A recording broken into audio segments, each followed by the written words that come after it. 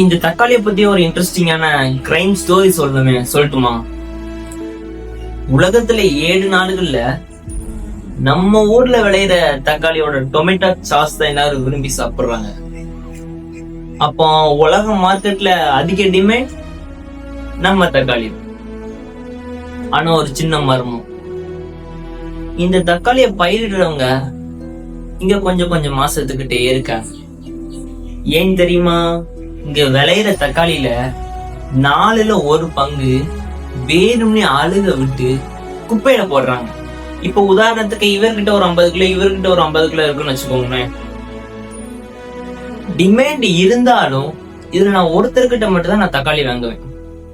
இன்னொருத்தர்கிட்ட நான் தேவைப்பட்டாலும் வாங்க மாட்டேன். தக்காளியோட ஆயுள் காலம் வெறும் 2 நாள். இதுல யாரோட தக்காளி அழுக போகுதுன்னு தெரியாம 2 விவசாயம் பயத்தோடயே இருப்பாங்க. இப்போ தக்காளி சாஸ் கம்பெனிக்காரன் சொல்றதுதான் வேற. 40 ரூபாய் தக்காளிய வெறும் 6 ரூபாய்க்கு வாங்கிட்டு போவோம். அப்ப கூட ஒருத்தன் தான் வாங்குவான்.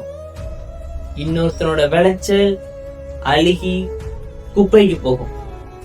எங்கேயோ ஒரு வெள்ளைக்கார குடும்பம் தக்காளி சாஸ் தொட்டுட்டு சாப்பிடும் போது இங்க நம்ம ஊர் விவசாயிங்க தற்கொலை பண்ணிட்டு செத்துடும்.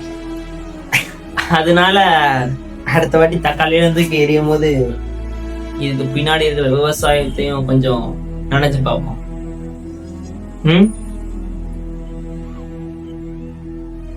என்ன எல்லாரும் சைலண்ட் ஆயிட்டீங்க?